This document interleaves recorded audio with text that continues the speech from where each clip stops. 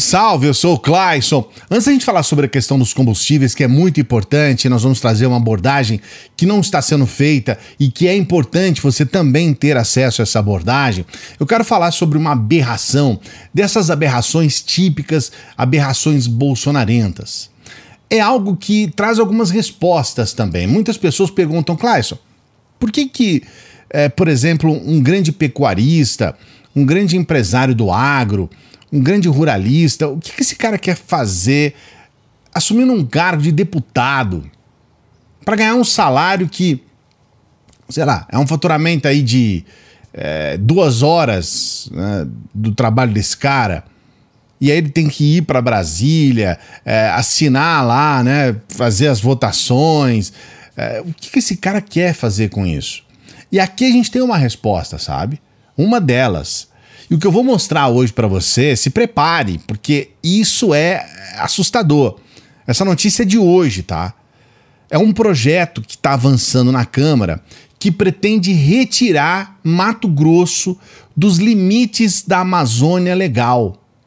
É isso mesmo, retirar Mato Grosso. E qual que é a ideia? Primeiro eu vou trazer para você a foto com esses 3 aí. É o deputado Nery Geller. Depois temos aí o Arthur Lira, que é o presidente da Câmara, que está aí no meio. E do lado direito, o deputado Juarez Costa. Ele é autor deste PL que retira o Mato Grosso da Amazônia Legal. O que acontece, na verdade? Bom, o Juarez Costa, ele é um ruralista. Ele faz parte dessa chamada bancada do boi, né? Temos lá as 3 bancadas que são as mais bolsonarentas, que é a bancada BBB, né? Boi, bala e Bíblia. E ele faz parte dessa bancada ruralista. Ele é um produtor rural. Qual que é a ideia dele? A ideia genial desse sujeito. Falou, vamos retirar a Mato Grosso dos limites da Amazônia Legal, porque aí a gente pode usar o espaço da floresta para destruir tudo e plantar, cara. Porque segundo ele, a justificativa dele é a seguinte, a gente quer, na verdade, a gente precisa de ter essa manutenção, né, a lei do bioma amazônico, então essa reserva legal de 80%, a gente quer acabar com isso, porque isso aí traz muito prejuízo para o produtor rural. Ele tá indo lá, né, ele é um produtor rural. Então ele falou, cara, a gente tem que expandir essas fronteiras agrícolas aí no estado, a gente tem que atender essa demanda nacional, a demanda internacional por alimentos, então temos que acabar com a Amazônia. Você consegue compreender? Esse sujeito é deputado pelo Mato Grosso, então, e é também um produtor rural, ele inclusive foi coordenador do chamado Núcleo ProSoja, liderou protestos, inclusive, contra a política agrícola lá no governo Lula. Foi ali que ele conseguiu ter um nome e conseguiu, então, se transformar nesse deputado. Agora eu pergunto para você, Mato Grosso merece isso? Estendendo um pouco mais, o Brasil merece isso?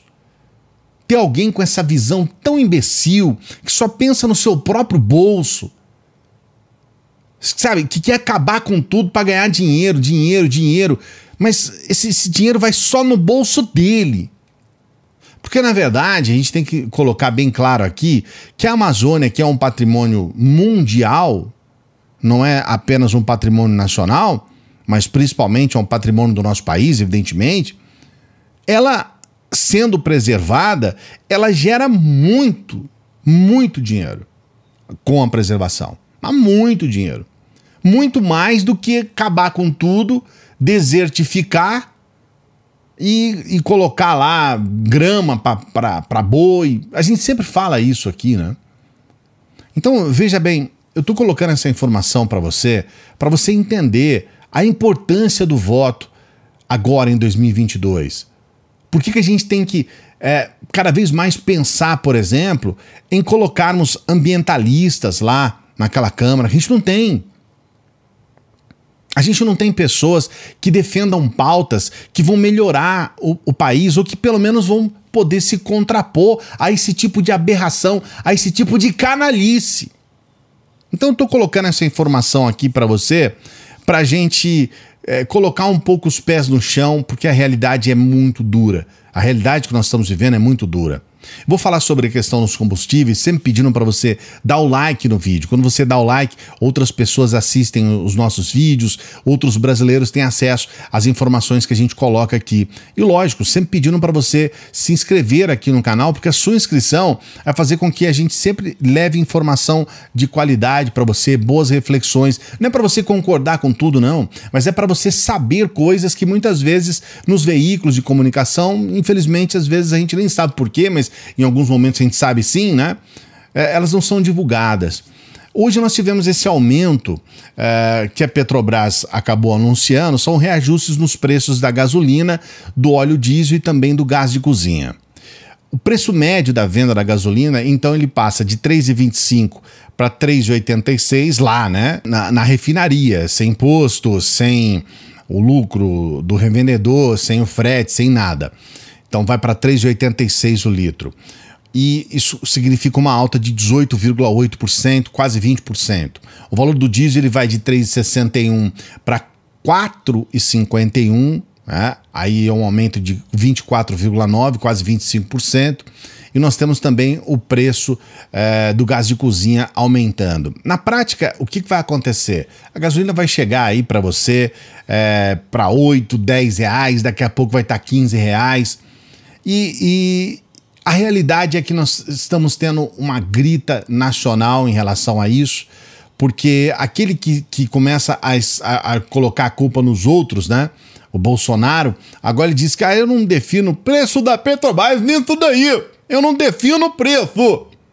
A culpa é dos governadores e dos prefeitos nisso daí. Só que, veja bem, fica claro que essa coisa dele tentar passar a responsabilidade para governadores e para prefeitos, a cada dia que passa, fica mais difícil de acreditar, porque é uma mentira. Aí, vamos congelar preço de imposto, os governadores sobem tal, aqui, ali, mas a gente está percebendo que não é bem assim, não. Isso é uma política de preço, a meu ver, errada da Petrobras. E agora fica mais claro e mais evidente com relação a isso. Para a gente falar em números concretos, e olha, parece mentira, mas eu vou deixar todos os dados aqui na descrição para você conferir, tá? É óbvio que eu não ia inventar uma coisa aqui. É porque parece mentira mesmo. Mas em 2021, o lucro da Petrobras, ele subiu 1.400%. É isso mesmo, 1.400%. Então, em números reais, em valores, a Petrobras ela faturou 106 bilhões de reais de lucro em 2021. 106 bilhões de reais. Uma parte disso vai para os especuladores, o pessoal que está lá na Bolsa de Valores, e uma parte disso, cerca de 40 bilhões de reais, são dividendos que vão para a Petrobras. E aí a primeira pergunta, nessa primeira reflexão, é por que isso? Qual é o motivo disso? Por que a empresa tem que ter esse lucro? Porque, na verdade, a Petrobras ela é uma empresa estatal. Tudo bem que ela é uma empresa estatal de economia mista, mas ela é uma empresa estatal. Segundo a Constituição, isso é uma lei constitucional, toda empresa estatal ela deve servir ao povo. Ela tem como principal objetivo servir ao povo. O objetivo de uma empresa estatal não é necessariamente dar lucro, não que seja proibido, tá? Mas aquela assim, primeira meta, o primeiro objetivo é que a empresa estatal sirva ao povo.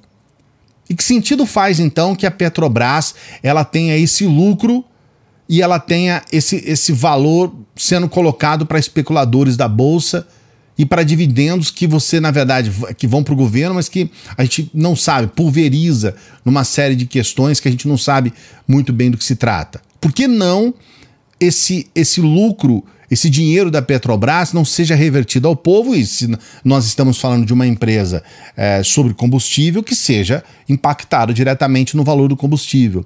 Essa é a primeira reflexão. A segunda reflexão ela é um pouco mais complexa e traz outros elementos. Aqui no Brasil, nós temos cerca de 53 milhões de carros, 54 milhões de carros arredondados, tá? Se nós temos uma população de 210 milhões, pouco mais de 210 milhões, na prática significa que nem 25% da população, porque a gente está colocando um número máximo aqui, né? Que cada um tenha um carro. A gente sabe que tem pessoas que têm mais de um carro, mas vamos colocar a coisa como é. A gente tem as empresas de aluguel, tem muita coisa. Mas vamos colocar aí um número máximo aí. Entre 20% a 20% da população tem carro. É menos, tá? Mas vamos colocar esse número. O que significa isso? É uma elite. É uma elite que tem carro. Então, que sentido faz eu subsidiar o valor da gasolina para uma elite? Compreende? Eu pagar para que uma elite possa usar. Porque o pobre mesmo, não tem carro. Ele não tem carro. E o pobre que tem carro, muitas vezes não tem condições de manter o carro. Então qual é o sentido de quem não usa carro, quem anda em transporte público, qual é o sentido dele subsidiar a gasolina de quem anda de carro? Essa é a segunda reflexão. E com esses dois elementos eu quero trazer para você um terceiro ponto, que é uma conclusão disso. Veja bem, eu quero explicar de forma bem didática, que é para entendimento mesmo. O valor do combustível, ele impacta na cadeia produtiva. Por quê? Porque, lamentavelmente, nós temos aqui no Brasil praticamente toda a cadeia produtiva centrada nos combustíveis fósseis, notadamente o diesel, gasolina. E o que isso significa em termos práticos? Tudo sobe quando sobe a gasolina, porque nós temos o frete, nós precisamos chegar com esse produto até as cidades. Então aí temos um impacto para o pobre. O pobre paga mais caro com o aumento do combustível. Compreende? O pobre, ele acaba sendo impactado pelo valor de tudo da inflação. Vamos colocar melhor então. Sobe a inflação. Então, se nós, em um primeiro momento, não seria tão adequado a gente subsidiar diretamente os combustíveis para determinadas classes e elites, por que não esse lucro da Petrobras não possa servir para que a gente possa atender, primeiro, as classes menos privilegiadas, aqueles que seriam impactados, por exemplo, com a inflação, ou aqueles que não utilizam diretamente o transporte pessoal, né, o carro, que não tenha carro. Por que então a gente não tenha condições de pegar esse lucro e, por exemplo, aumentar a nossa malha férrea? Que aí sim nós teríamos uma diminuição do valor do frete e, consequentemente, a gente não estaria tão sujeito a esses impactos na inflação do aumento do combustível. Isso para citar um exemplo só, tá? A gente tem muitos rios aqui no Brasil que poderiam ser navegáveis, que é a cabotagem. A gente tem muitas formas indiretas, até mesmo arrumar estradas seria uma forma de você impactar positivamente no frete. Você vai ter menos gastos com manutenção dos caminhões e tudo mais. Então você percebe onde é que está o problema no nosso país? A gente não passa por um ponto direto e objetivo, que é a resolução dos problemas reais. A gente não fornece o subsídio e a gente não utiliza esse lucro para que a gente possa, de alguma forma, trazer benefícios para o povo, utilizar uma empresa estatal para beneficiar o povo. E aí esse lucro, esses dividendos que vão para os investidores, já era. Tanto que hoje aumentou o combustível, a Bolsa de Valor com as ações da Petrobras foram para o céu. Todo mundo acha uma maravilha, pô, mais dinheiro no meu bolso. Por outro lado, esse dinheiro, que são os dividendos da União, eles ficam pulverizados e a gente não sabe para onde vai. Então eu estou trazendo essa reflexão para você, para a gente dar um passo além do que é esse lugar comum. Subiu a gasolina, vamos meter o pau. Subiu a gasolina, vamos falar mal do Bolsonaro, ou vamos, o que tá certo, fale mal. Mas eu não estou dizendo só isso, sabe? Aquele debate rasteiro. Essas reflexões que eu queria trazer para você. E eu queria saber o que você pensa a respeito disso. Você acha realmente que a gente já não passou da hora da gente tentar utilizar esse dinheiro da Petrobras para o povo, sendo a Petrobras uma empresa estatal, e a gente poder ter, pelo menos, uma situação melhor para que a gente não seja tão impactado pelos valores altos dos combustíveis? Coloque a sua opinião aqui. O que você acha a respeito? Não se esqueça de dar o like no vídeo, se inscrever no canal, que a sua inscrição é fundamental. E, obviamente, se você puder nos ajudar, a gente está todos os dias aqui trabalhando para você. Então você pode nos ajudar por intermédio do Apoia-se.